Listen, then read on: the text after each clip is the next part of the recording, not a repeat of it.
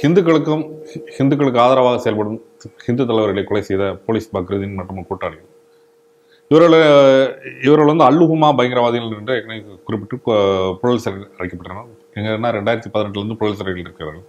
இந்த 2018 புழல் சிறையில் இருந்ததுலேருந்து அவர்கள் வந்து ஒரு குவாரண்டைன் தான் அவங்களை வச்சிருக்காங்க. ஏன்னா வந்து ஒரு மேல் பல்வேறு கொலை வழக்குகள், பல்வேறு குற்ற வழக்குகள், பெரிய நாட்டின் தலைவர்களை கொலை செய்ய முயற்சிகள், இந்த மாதிரி பல வழக்குகள் இருக்கு. உதாரணமாக பார்த்தீங்கன்னா வந்து அத்வானி கொலை வழக்கு, மதுரை மேம்பாலத்துக்கு கீழே குண்டெடுப்பு மற்றும் பாஜக மற்றும் இந்து மணி சேர்ந்த தலைவர்களை கொலை செய்தது, இந்த மாதிரி பல்வேறு வழக்குகள் இருக்கிறதுனால இவர்கள் வந்து உயர் குற்றவாளிகள், அதாவது குவாரண்டைன் குற்றவாளிகள்னு சொல்லிட்டு தனிமைப்படுத்தப்பட்ட சிறைகளில் இவர்கள் வைத்திருக்காங்க.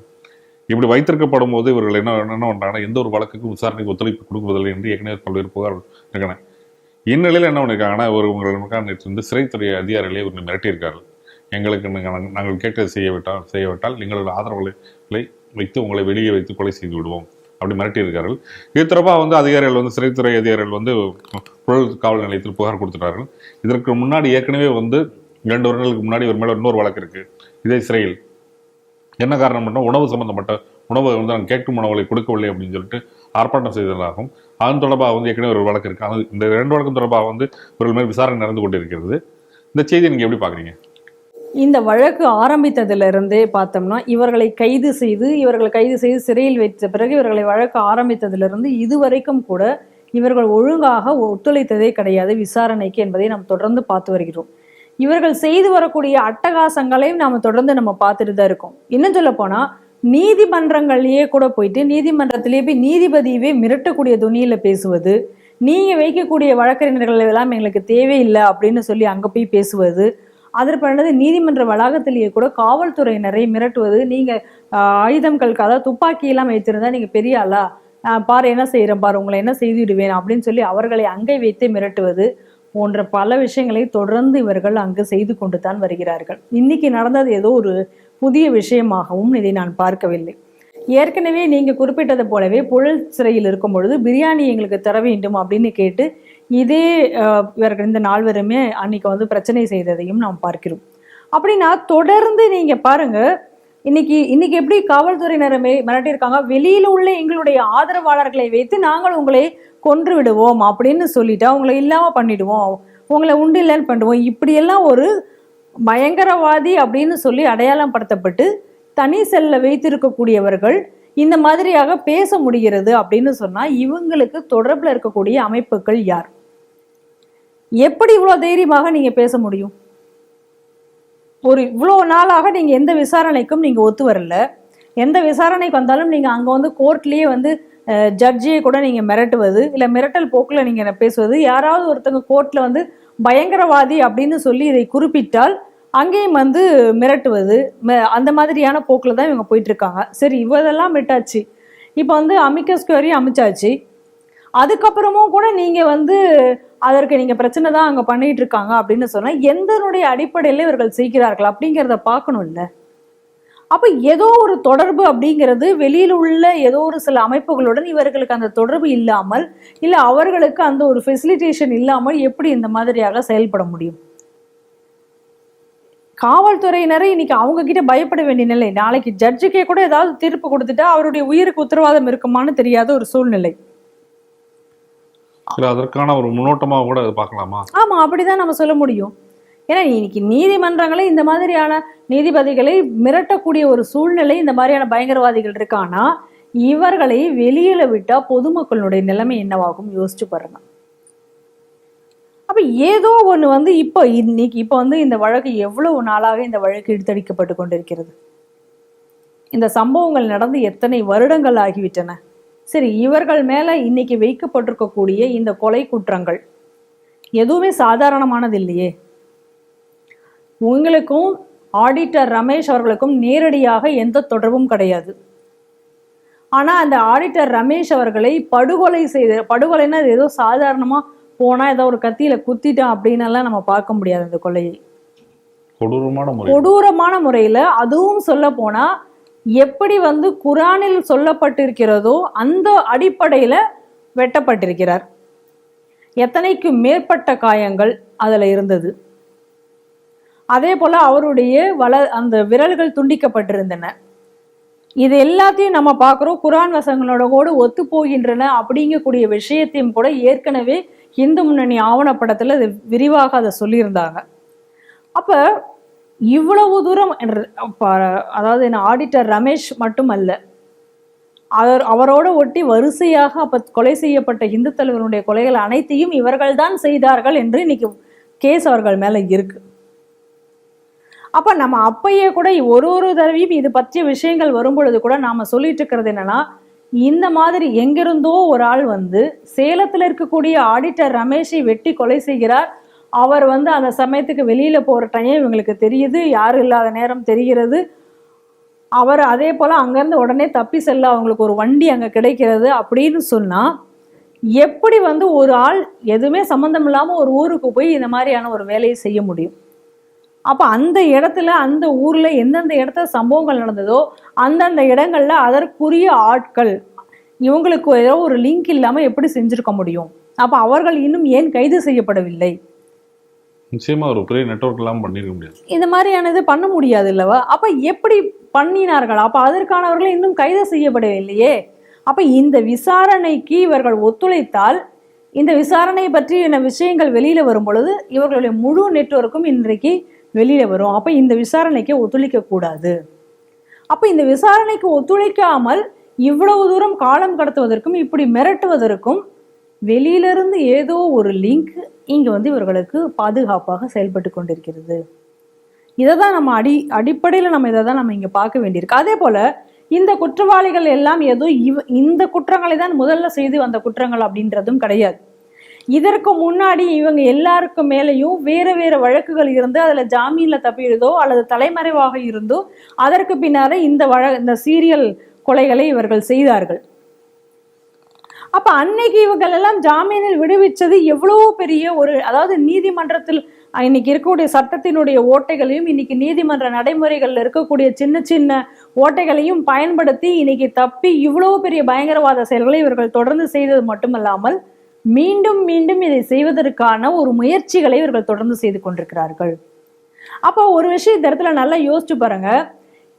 10 வருடங்கள் திரை தண்டனையில் இருக்கக்கூடிய இஸ்லாமிய கைதிகளை விடுவிக்க வேண்டும் அப்படின்னு சொல்லக்கூடிய அந்த போராட்டங்களை இப்ப இவங்க கைதாய் 10 வருஷம் கிட்ட ஆக போகுது. அப்ப நாளைக்கு இவங்களுக்காகவும் தான் இவங்க போராட போறாங்க.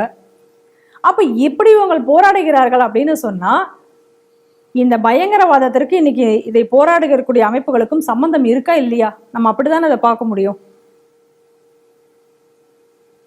இதற்கு ஆதரவாக இன்னைக்கு அரசியல் கட்சிகள் செயல்படுவதுதான் இதுல ரொம்ப வருத்தத்துக்குரிய விஷயம். இன்னைக்கு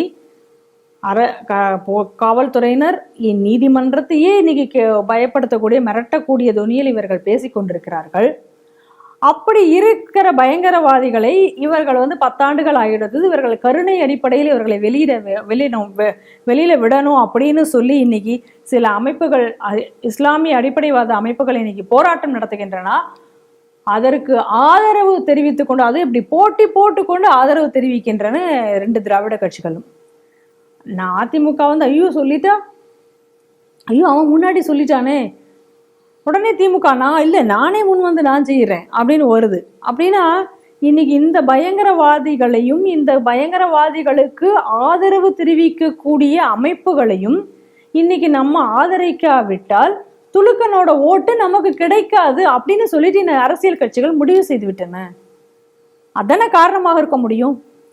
அப்ப இன்னைக்கு இஸ்லாமிய அடிப்படைவாதிகளாக இருந்து பயங்கரவாதிகளாக மாறி இருக்கக்கூடியவர்களைத்தான் இன்னைக்கு சாதாரணமாக நல்ல முறையில் இருக்கக்கூடிய துலுக்கர்களுக்கு ஒரு தலைவராக, அவர்களுடைய ஒரு ஐடென்டிபிகேஷன் ஃபேஸாக இன்னைக்கு இவர்கள் மாற்றிக்கொண்டிருக்கிறார்கள் இது போன்ற கட்சிகள். அப்ப இன்னைக்கு சாதாரணமாக இருக்கக்கூடிய ஒரு சாஃப்ட் இதுல இருக்கக்கூடியவர்கள் கூட வேற வழி இல்லாம இந்த பயங்கரவாதிகளை ஆதரிக்க வேண்டிய ஒரு சூழலுக்கு இன்னைக்கு தள்ளப்படுகிறார்கள். அதை இந்த அரசியல் கட்சிகள் இன்னைக்கு உணர்ந்திருக்கிறார்களா அப்படிங்கிறது நமக்கு தெரியல. ஆனா இப்படிப்பட்டவர்களை நீங்க வந்து எவ்வளவு கொடூரமான கொலைகள், அந்த அதாவது இந்த போலீஸ் பக்ருதீன், இந்த பிலால் மாலிக், இந்த கூட்டம் பன்னா இஸ்மாயில், இவர்கள் எல்லாம் சேர்ந்து செய்த கொலைகள் அப்படின்னு அவங்க சொல்றது. மதுரையில வந்து பால்கடை சுரேஷ், பால்கடை சுரேஷனுடைய அந்த சிசிடிவி கேமரால வந்த பதிவான அந்த வீடியோக்கள் இந்து முன்னணி ஆவணப்படத்தில் வெளியிடப்பட்டது. அதில் பார்த்தா தெரியும், அவன் அத்தனை முறை வெட்டி விட்டு செத்து விட்டார்களா அப்படின்னு சொல்லி வேற பார்த்துட்டு திரும்ப வேற ஒரு வெட்டிட்டு போறதை நம்ம பார்க்க முடியுது. அதுலேயும் இதே போலதான் எண்ணற்ற வெட்டுக்கள் அதில் அவருடைய உடம்புல இருந்தது. இதே போல நான் என்ன சொன்னனோ அதே குரான் பேட்டர்னில் அந்த இருந்த அந்த இதை பார்க்குறோம். அதற்கு அடுத்ததாக வெள்ளையப்பன் அவர்களுடைய படுகொலையாக இருக்கலாம், அல்லது அரவிந்த் ரெட்டி அவர்களுடைய கொலையாக இருக்கலாம், இல்லை ஆடிட்டர் ரமேஷ் அவர்களுடைய படுகொலையாக இருக்கலாம். இப்படி நடத்தப்பட்ட எல்லாருடைய படுகொலைகளிலுமே கூட கொடூரமான முறையில் தான் அவர்கள் வெட்டி கொல்லப்பட்டிருந்தார்களே தவிர, பரமக்குடி முருகன் அவர்களுடைய கொலையாக இருக்கலாம், எல்லாமே அப்படித்தான் கொல்லப்பட்டிருந்தார்களே தவிர எதுவும் சாதாரணமாக ஏதோ ஒரு பகையினால ஒரு உணர்ச்சி வசப்பட்டு ஒருத்தன் குத்துன மாதிரியான காட்சியை நம்ம பார்க்க முடியவில்லை. அப்ப இவர்களெல்லாம் கருணைக்கு தகுந்தவர்களா?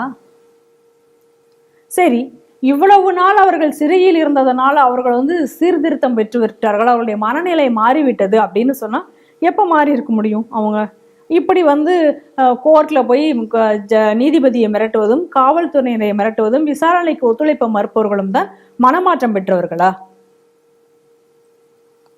எந்த அடிப்படையில் இவர்களுக்கு கருணை ப்ரீமெச்சூர் கொடுக்க முடியும்? கருணை அடிப்படையில் எப்படி கொடுக்க முடியும்? இவர்கள் தான் கருணைக்கு தகுந்தவர்களா? இதுதான் நம்மளுடைய கேள்வி.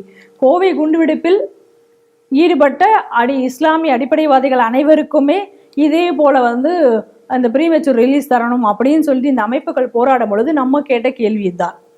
நடந்த சம்பவம் கோவையில் இந்த மாதிரியான கொடூர எத்தனை அப்பாவி மக்கள் அதில் இறந்து போனாங்க. சம்பந்தமே இல்லாத சும்மா மார்க்கெட்டுக்கு வந்தவங்களாம் குழந்தை இறந்துட்டு இருந்தாங்களே.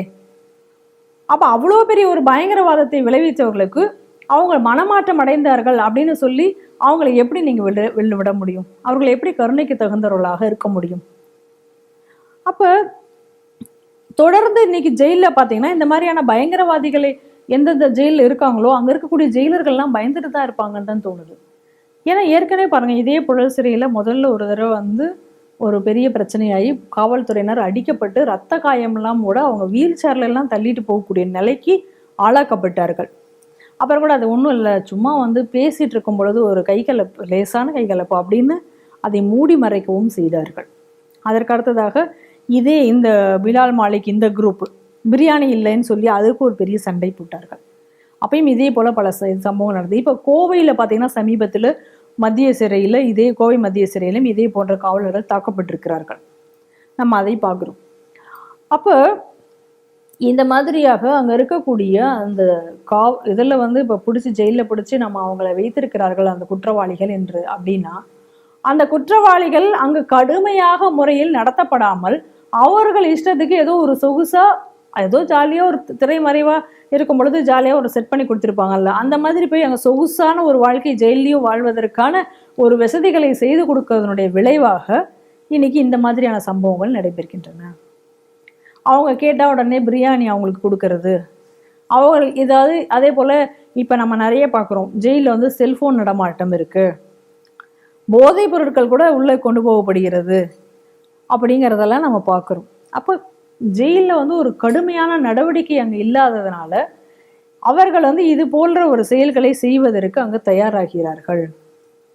ஸோ இதற்கு சாதகமாக இன்னைக்கு வெளியில் இருக்கக்கூடிய அரசியல்வாதிகளும் ப்ரீமெச்சூர் கொடுக்க முடியும், ப்ரீமெச்சூருக்காக நாங்களும் அதுக்காக நிற்கிறோம்னு சொல்லிட்டு இன்னைக்கு இருக்கக்கூடிய அரசியல்வாதிகளும் இதை ஆதரிக்கக்கூடிய போக்கு, இதெல்லாம் சேர்ந்துதான் இன்னைக்கு ஜெயிலில் இப்படி ஒரு சூழ்நிலை இன்னைக்கு இருக்கிறது. இவைகள் தடுத்து நிறுத்தப்பட வேண்டும் என்றால் ஜெயிலில் இந்த மாதிரியான பயங்கரவாத கைதிகள் உள்ளே அடைக்கப்படும் பொழுது அவர்களுக்கு கொடுக்கக்கூடிய அந்த தண்டனைகள் கடுமையாக்கப்பட வேண்டும். அவர்களுடைய கண்காணிப்பு அங்கே கடுமையான முறையில் அங்கே இருக்கப்படணும். அப்போதான் இது போன்ற சம்பவங்கள் தமிழகத்தில் தொடர்ந்து நடைபெறாமல் இருக்கும்.